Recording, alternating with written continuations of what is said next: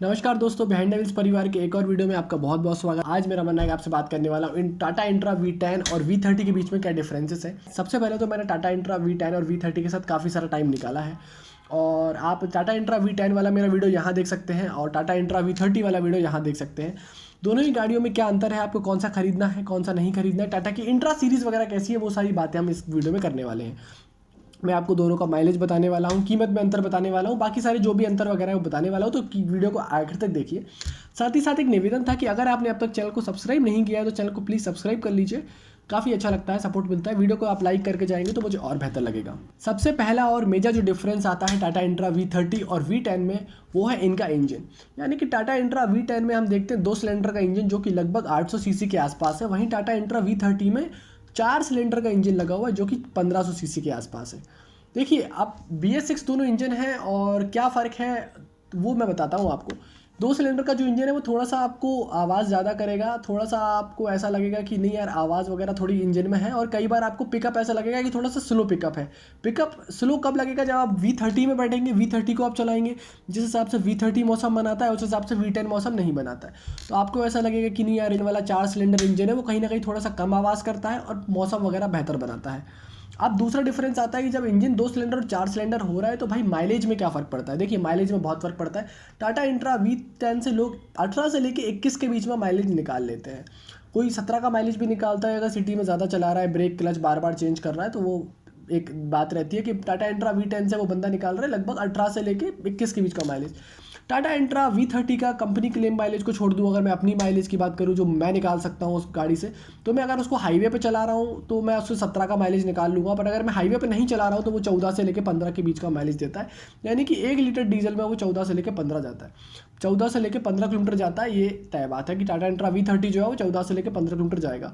तो 4 सिलेंडर और 2 cylinder engine का अंतर क्या है। देखिए, अगर आपको गाड़ी चलानी है सिटी के अंदर, अगर आपकी गाड़ी बहुत सारी सिटी के अंदर चल रही है, आपका जो लोड है वो बहुत हैवी नहीं होने वाला है, आपको लाइट लोड लेके जाना है, तो आप ले सकते हैं V10। अगर आपको ऐसा लोड है कि जिसमें आपको इंजन की क्षमता की बहुत ज़रूरत है, जैसे कि आप अगर कोई बहुत हैवी बॉडी बनवा रहे हैं चेसिस लेने के बाद और फिर आप उसको यूज़ कर रहे हैं, साथ ही साथ अगर आप मान लीजिए एक शहर से दूसरे शहर तक जाते हैं, अगर आपकी गाड़ी जो है हाईवे पर ज़्यादा चलती है, तो आप V30 ले लीजिए। 4 सिलेंडर इंजन आपको वहाँ ज़्यादा मदद करेगा, आपको थोड़ा सा चलाने में मज़ा आएगा। इसके बारे में और भी आगे बात करूँगा, पर आपसे और इसके डिफरेंसेस की बात कर लेता हूँ कि इसमें क्या क्या और अंतर है। देखिए, अब इसके बाद इंजन के डिफरेंस के बाद जो दूसरा डिफरेंस आता है वो आता है इसकी लंबाई का। यानी कि जो लोड बॉडी है वो लोड बॉडी में 6 इंच की ज़्यादा है V30 की, और 8.2 फीट की आती है टाटा इंट्रा V10 की, 8.8 फीट की आती है टाटा इंट्रा V30 की।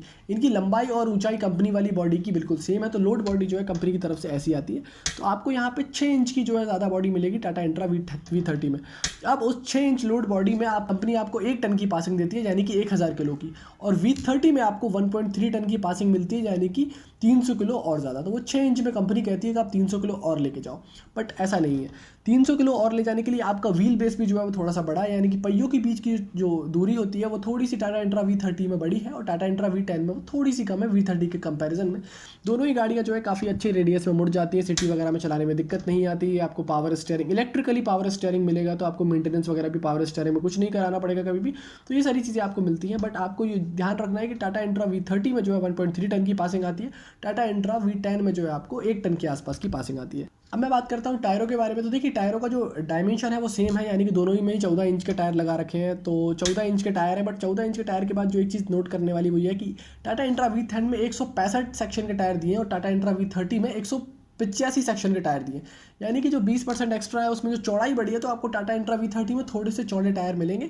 आप अगर कभी टाटा इंट्रा V10 में भी टायर बदलवा रहे हैं तो आप 185 सेक्शन के टायर बदलवा लो, उस रिम में आ जाएंगे। रिम एक ही है दोनों का, रिम में कोई अंतर नहीं है, रिम बिल्कुल सेम टू सेम है, बस टायर का जो है कन्फिग्रेशन थोड़ा सा चेंज किया हुआ। यहाँ पे 185 सेक्शन के टायर होते हैं, वो थोड़े से चौड़े होते हैं, तो वो बस थोड़ी सी चौड़ाई है, तो आपको शायद थोड़ी बहुत बेटर स्टेबिलिटी आपको फील हो जब आप हाई स्पीड करते हैं। 40 से ऊपर जाएंगे तो तब आपको वो चीज़ फील होगी। और इसके अलावा ऐसे कोई खास उसमें समस्या या ऐसा कुछ है नहीं जो आप उसमें स्पेशली पॉइंट आउट कर पाएंगे। और अगर डे टू डे आप सिटी टू सिटी चलाएंगे तो आपको ये चीज़ फील ही नहीं होगी कि कौन सी गाड़ी में कौन सा टायर बेहतर है। अगर मैं बात करता हूँ पे लोड के बारे में, तो टाटा इंट्रा जैसे कि आपने देखा कि ये 1 टन का ले जाती है, 1.3 टन या 1300 किलो का लेके जाती है, बट इसमें जो लीफ स्प्रिंग सस्पेंशन की अब जब बात करते हैं, यानी कि कमानियों की बात करते हैं, तो दोनों में ही 13 कमानियाँ लगी गई हैं। कंपनी ने जो है दोनों ही गाड़ियों में 13 कमानी लगाई हुई हैं, बट इसमें जो है 6 कमानियाँ आगे लगाई हुई हैं। V10 में 6 कमानियाँ आगे हैं, 7 कमानियाँ पीछे हैं। और वहीं V30 में 5 कमानियाँ आगे हैं और जो है आपको 8 कमानियाँ पीछे देखने को मिलेंगी। यानी कि यहाँ 5 कमानियाँ आगे हैं, वहाँ 8 कमानी पीछे। कारण ये है कि इसमें जो है पीछे जो 6 इंच इन्होंने एक्स्ट्रा बढ़ा दिया, वहाँ पे अगर आपका लोड जो है वो पीछे की तरफ ना चले जाए, उसको बैलेंस करने के लिए पीछे ओवरलोड आप थोड़ा सा बेटर तरीके से कर पाए, तो उस तरीके से इन्होंने लगाया हुआ है। तो आपको देखने को मिलेगा कमानियों का जो प्लेसमेंट है, दोनों में 13-13 कमानियाँ हैं, बट थोड़ा सा प्लेसमेंट जो है कमानियों का वो आगे पीछे है। अब एक और बहुत बड़ा जो और थोड़ा चौंकाने वाला डिफरेंस है वो ये है कि टाटा इंट्रा V10 में 2 लोगों के पासिंग की आती है, यानी कि ड्राइवर के साथ 2 लोग बैठ सकते हैं, उसकी सीटिंग वगैरह भी वैसे ही आती है। वहीं टाटा इंट्रा V30 में सिर्फ ड्राइवर के साथ एक बंदे की पासिंग आती है। अब आप कहेंगे जब केबिन सेम है, बिल्कुल सेम है, बिल्कुल बनावट सेम है, सब कुछ सेम है, तो फिर ये डिफरेंस क्यों? तो देखिए ये डिफरेंस इसलिए है कि जो इनका पे लोड रहता है, ग्रॉस व्हीकल वेट होता है, तो ग्रॉस व्हीकल वेट कहीं ना कहीं बढ़ जाता है। तो ग्रॉस व्हीकल वेट को अंडर कंट्रोल रखने के लिए, यानी कि जो पासिंग होती है कंपनी से ओवरऑल, तो वो पासिंग में थोड़े से आपका ग्रॉस व्हीकल वेट, वो 1300 किलो का ग्रॉस व्हीकल वेट दिखाने के लिए 6 इंच की जगह में इन्होंने जो है उसकी पासिंग को वहाँ कम करवा दिया। यानी कि ड्राइवर के साथ एक बंदा बिठाइए तो 75 किलो के बंदे के साथ वो जो पासिंग वगैरह आती है कि 75 किलो का एक नॉर्मल बल्क का बंदा बैठेगा, तो उस हिसाब से वो पासिंग वगैरह होती है। तो कहीं ना कहीं आपको वहाँ पे आप बैठा सकते हैं। टाटा इंट्रा V30 में जगह दी हुई है, नीचे कोई दिक्कत नहीं है, केबिन फ्लैट है, गियर बॉक्स आपको अभी भी डैश माउंटेड मिलेगा। जो भी 65 नंबर के गियर बॉक्स से यूज़ करते हैं, ये 65 नंबर के गियर बॉक्स से जो भी केबल शिफ्टिंग वाला गियर बॉक्स है वो 5 स्पीड का, वो आपको डैशबोर्ड पे ही मिलेगा। तो आप इसमें भी आराम से बैठा सकते हैं, कोई वैसी वहाँ दिक्कत नहीं आती है। बट एक चीज़ जो आपको ध्यान रखनी है वो देखनी है कि टाटा इंट्रा V30 में जो है वो 3 लोगों की पासिंग ना आके 2 लोगों की पासिंग आती है, जबकि V10 में जो आपको 3 लोगों की पासिंग मिलती है कंपनी की तरफ से। बाकी आप लोगों को बैठा सकते हैं, जगह 3 लोगों की पर्याप्त है, दोनों ही केबिन में कोई दिक्कत इसमें नहीं आएगी। और दोनों की बॉडी में जो है लगभग 150 किलो का अंतर है, यानी कि ये लगभग 1165 किलो का है टाटा इंट्रा V10 और 1200 कुछ किलो की इसकी बॉडी है। और आप चेजेस के साथ दोनों ही ले सकते हैं, दोनों ही एसी के साथ आते हैं, दोनों ही बिना एसी के आते हैं। तो आपको एसी के लिए 25,000 रुपये ज़्यादा देने पड़ते हैं, V10 हो या V30 हो। अगर आप एसी और म्यूजिक सिस्टम चाहते हैं तो आप 25,000 रुपये ज़्यादा दीजिए। LED लाइट्स वगैरह भी आपको पीछे देखने को मिल जाती हैं एसी के साथ में, बाकी आपको चीज़ें नॉर्मल मिलेंगी।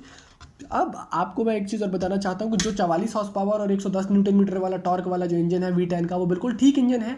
जिस हिसाब का लोड लेके जाता है, जिस हिसाब की ये गाड़ी है, उस हिसाब से बिल्कुल ठीक इंजन है, उसमें कोई दिक्कत आपको नहीं आने वाली है।